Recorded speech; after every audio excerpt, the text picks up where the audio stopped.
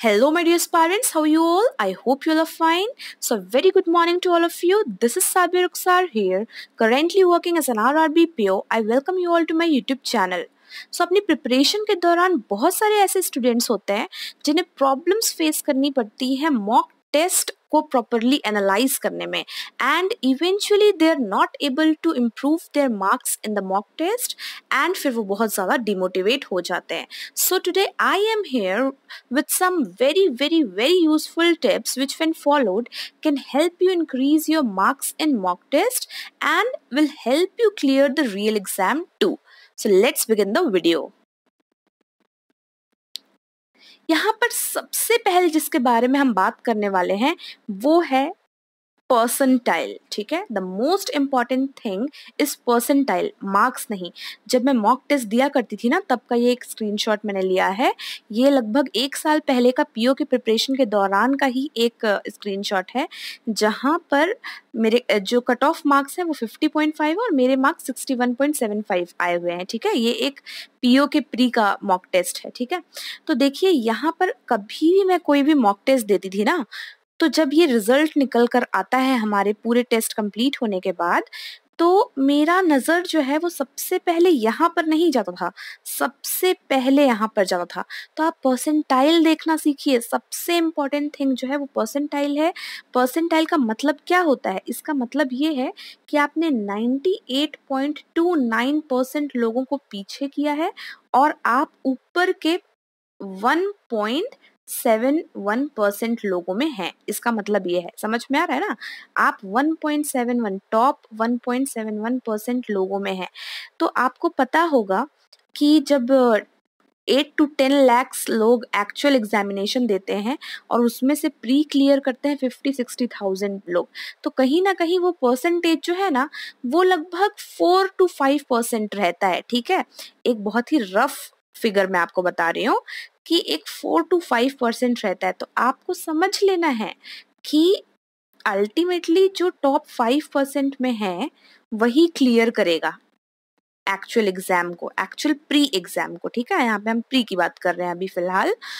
तो जब मैं ये परसेंटाइल देखती थी और अगर ये 95% से ऊपर रहता था तो फिर मुझे एक सेटिस्फैक्शन हो जाती थी कि हाँ चलो मैं अच्छा कर रही हूँ. ठीक है, मार्क्स देखिए आपके कुछ भी आ सकते हैं. हो सकता है कि कट ऑफ मार्क्स भले ये हैं बट आपके मार्क्स आ गए 70, 80, 90. समझ लो ये थोड़ा इजी वाला मॉक टेस्ट अगर हुआ तो आप अपने मार्क्स तो देखकर खुश हो जाएंगे, लेकिन समझ लीजिए परसेंटाइल यहाँ पर आपकी बहुत डाउन है. इसका मतलब बाकी लोग भी आपकी तरह ही अच्छा कर रहे हैं. ठीक है, बहुत सारे लोग आपसे भी अच्छा कर रहे हैं. तो परसेंटाइल डाउन है तब जो है चिंता की बात है. ठीक है, तो मार्क्स हमें नहीं देखना है, मार्क्स तो देखना ही है बट मोस्ट इम्पोर्टेंटली हमें जो देखना है और जिससे हमें सेटिस्फैक्शन गेन करना है वो है परसेंटाइल. वो आपका अच्छा होना चाहिए. ठीक है, तो आज से परसेंटाइल देखना स्टार्ट करिए. एक्चुअल में यही आपको रियल एग्जाम क्लियर करवाएगा. जब आपको इसकी आदत हो जाएगी ना कि आपके 97-98% के अंदर तक आ रहे हैं तब आप एक्चुअल एग्जाम को इजीली क्लियर कर लोगे. ठीक है, उसके बाद जो चीज़ आपको देखनी है वो ये देखनी है कि आप कट ऑफ मार्क्स से ज़्यादा अबव स्कोर कर रहे हैं कि नहीं. ठीक है, आप कट ऑफ मार्क्स से अबव स्कोर कर रहे हैं कि नहीं. जैसे यहाँ पर कट ऑफ मार्क्स 50.5 है तो मेरे मार्क्स इतने आए हैं. ठीक है, ये तो आपको देखना ही पड़ेगा क्योंकि कहीं ना कहीं हर मॉक टेस्ट जो है वो उसके कट ऑफ मार्क्स जो डिसाइड किए जाते हैं वो कुछ सोच के ही डिसाइड किए जाते हैं ना उसके लेवल के अकॉर्डिंग. तो कट ऑफ मार्क्स से आपके मार्क्स जो है वो ज़्यादा आने चाहिए. ठीक है, बहुत बार ऐसा होगा कि कट ऑफ से नीचे ही आ रहे हैं आपके मार्क्स स्टार्टिंग में, तो डिमोटिवेट नहीं होना है. हमें और मेहनत करनी है, टारगेट्स बनाने हैं और उस पर वर्क करना है और कट ऑफ से ज़्यादा लेकर के आना है. ठीक है, तभी सेटिस्फैक्शन हमें मिलेगी. ठीक है, उसके बाद देखिए एक्यूरेसी का परसेंटेज यहाँ पर आपको दिख जाएगा लास्ट में रिजल्ट के समय पे कि एक्यूरेसी आपकी कितनी रही है. तो यहाँ पर मेरी एक्यूरेसी कितनी है 87%. ये मेरे best of the mock test नहीं है. ठीक है, मैंने कहीं से भी एक स्क्रीनशॉट निकाल के आपके सामने दे दिया है जो मुझे सबसे ऊपर में जैसा मिला है. ठीक है, ऐसे मेरे बहुत सारे मॉक टेस्ट हैं जहाँ पर मेरा रैंक जो है इवन टॉप 50 एंड टॉप 10 में भी रहा है. ठीक है, तो ये मैंने एक रैंडम सा मॉक टेस्ट आपको स्क्रीनशॉट दिखाया है. तो वहाँ पे एक्यूरेसी मेरी कितनी रही होगी 87%. तो हमको ये ध्यान देना है कि हमारे क्वेश्चंस जो है वो गलत हो रहे हैं और गलत कहाँ हो रहे हैं फिर हमें वो देखना है. तो एक्यूरेसी आपको ध्यान देना है. ठीक है, एक्यूरेसी आपकी अच्छी होनी चाहिए, पूरी होनी चाहिए, क्योंकि हम अटेम्प्ट तो बहुत सारे करके आ सकते हैं, लेकिन क्या मतलब जब एक्यूरेसी ही नहीं रहेगी और आपके नेगेटिव मार्किंग हो जाएंगी। इसलिए बहुत इंपॉर्टेंट पॉइंट है एक्यूरेसी का परसेंटेज। उसके बाद आपको देखना है your past versus you. Mock test में ऐसे फीचर्स होते हैं, जैसे ये जो स्क्रीनशॉट है वो स्मार्ट कीड़ा का है, ठीक है। तो ऐसे फीचर्स होते हैं जहां पर वो आपको कंपेयर करके दिखाते हैं कि आपने पास्ट में कितना अटेन किया था इस सेक्शन में, अब आपने कितना अटेन किया है और आपका एवरेज कितना रहा है, अब आप कितना अटेन कर रहे हैं, ये सब कुछ कैलकुलेट करके दिखाता है। तो एनालिसिस करना यही होता है, ठीक है।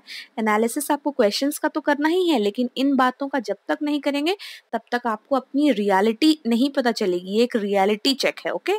तो अपने आप को पास्ट परफॉर्मेंस से भी आपको कंपेयर करके देखना है। उसके बाद आपको कुछ क्वेश्चन के प्रेफरेंस देखने हैं। दैट मीन्स कि आपने कौन कौन से क्वेश्चन इजी, कौन कौन से क्वेश्चन थे उसमें से करेक्ट किए हैं कि नहीं किए हैं, या अनअटेम्प्ट रह गए, वो डिफिकल्ट क्वेश्चंस अटेम्प्ट किए हैं कि नहीं, मॉडरेट क्वेश्चंस कितने अटेम्प्ट किए हैं, ऐसा करके एक बार दिखा देता है।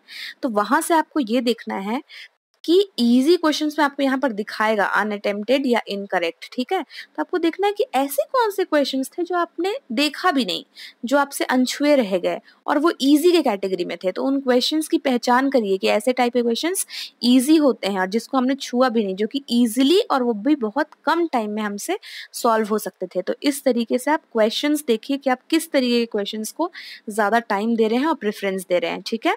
उसके बाद अपना परफॉर्मेंस ग्राफ देखिए कि आपका किस तरीके का परफॉर्मेंस रहा है। टॉपर से कंपेयर करके भी दिखाया जाता है, आपके खुद के परफॉर्मेंस से कंपेयर करके दिखाया जाता है। उस परफॉर्मेंस ग्राफ को हमको देखना है। हमारे स्ट्रॉन्ग और वीक एरियाज, जैसे कि मैं आपको दिखा रही हूँ कि समझ लीजिए ये इंग्लिश लैंग्वेज है, तो यहाँ पे आरसी लिखा हुआ होगा या कुछ लिखा हुआ होगा। ये टॉपिक्स के नाम यहाँ पर लिखे रहते हैं और फिर आपको बताया जाएगा कि यहाँ पे 5 क्वेश्चन थे जिसमें से आपने 2 ही किए या आपके 2 ही सही हुए, तो वो बताएगा कि आपका ये टॉपिक जो है वो पुअर है। दैट मीन्स आप इस टॉपिक पे वर्क नहीं कर रहे हैं।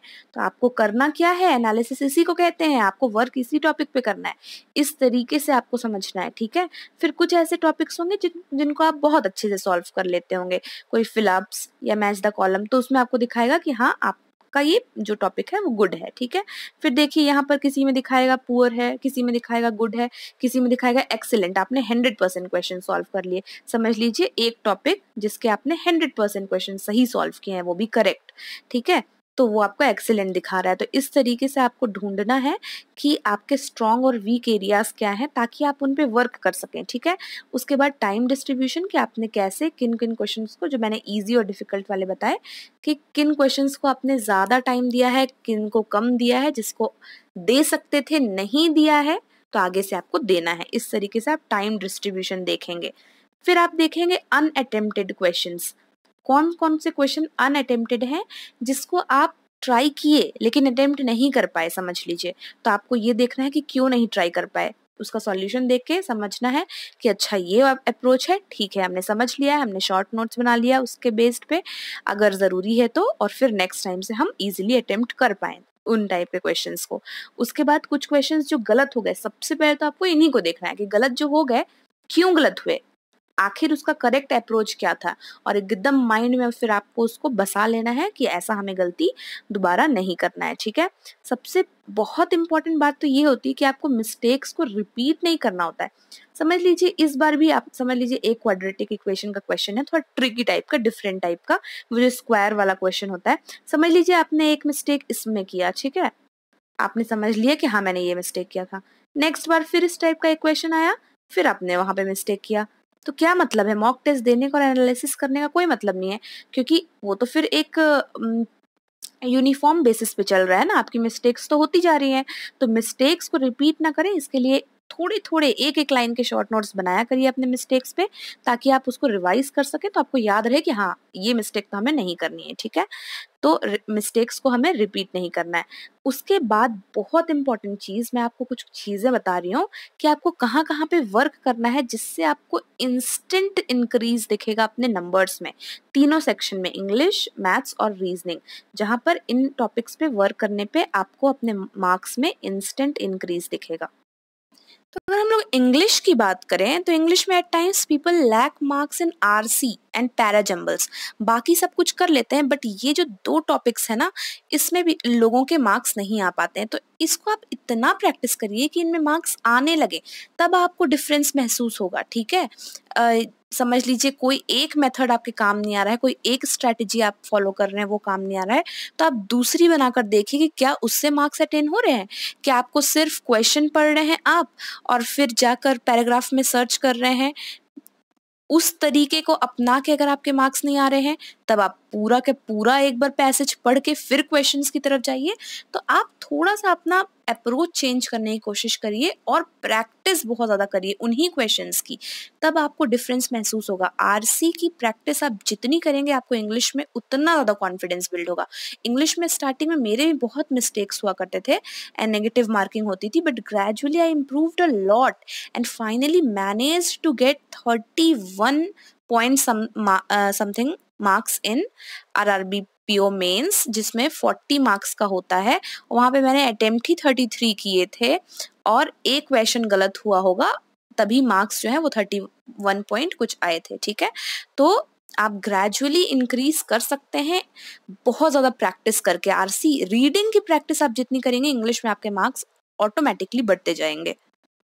I'll share my English strategy very soon on the channel। And हम जब रीजनिंग की बात करते हैं नेक्स्ट, तो पजल्स। रीजनिंग में सबसे इम्पोर्टेंट है पजल्स, जिसमें अगर आपने अपनी प्रिपरेशन को बहुत सही कर लिया तो आपको मॉक में बहुत ज़्यादा डिफरेंस समझ में आने लगेगा। तो एक बार आप पजल की प्रैक्टिस करते जाइए। अगर आप अभी बिल्कुल बिगिनर हैं और आपने बहुत ज़्यादा अच्छे से पजल की प्रैक्टिस कर ली, तो आपको तुरंत जो है मार्क्स में डिफरेंस समझ में आएगा।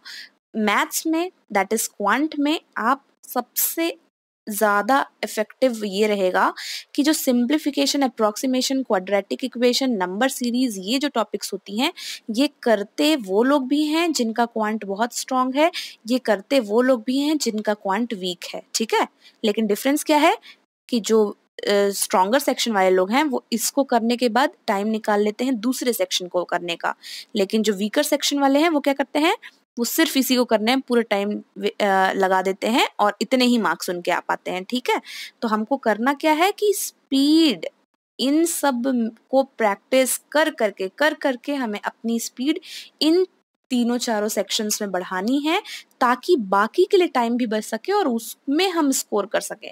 इससे आपके मार्क्स इंक्रीज होंगे, क्योंकि आप अल्टीमेटली और भी क्वेश्चंस को अटेम्प्ट कर पाएंगे। ठीक है, so my dear friends, that was all for today. मैंने यहाँ पर सारी चीज़ें आपको बताई हैं जिससे आप मॉक्स में मार्क्स को इंक्रीज कर सकते हैं। एंड ये फेस जो है ना, सभी एस्पायरेंट्स के लाइफ में आता है। ठीक है, जब हम मॉक्स में मार्क्स उतने सेटिस्फैक्ट्री अटेन नहीं कर पाते हैं, इवन इन आरआरबी पीओ थोड़ा सा पैटर्न चेंज था हमेशा से। आईबीपीएस एसबीआई का प्रिपेयर करते हुए इंग्लिश रहता था, बट आरआरबी में इंग्लिश नहीं था प्री के समय पे। तो प्री का जब मॉक टेस्ट मैंने भी स्टार्ट किया था तो it was very difficult for me, क्योंकि अचानक से सिर्फ मैथ्स और रीजनिंग था, तो मैं भी उतने अच्छे मार्क्स अटेन नहीं कर पा रही थी। एक आध बार कट ऑफ से भी कम मार्क्स आए थे, बट बहुत अच्छा लगता है ये सोच कर कि उसी में मेहनत करते हुए आज प्री मेंस इंटरव्यू सब कुछ क्लियर करके मैंने फाइनली अचीव कर लिया। ठीक है, तो आप भी अचीव कर सकते हैं। मैंने भी फर्स्ट ही अटेम्प्ट में किया, आप भी कर सकते हैं। ठीक है, so that was all for today. This is Sabiya Rukhsar. I hope आपको फ्रूटफुल रहा होगा सेशन और आप वर्क करेंगे। Okay, so this is Sabiya Rukhsar signing off. See you all in our next session. Till then, stay happy, stay blessed, keep learning, and thank you for watching.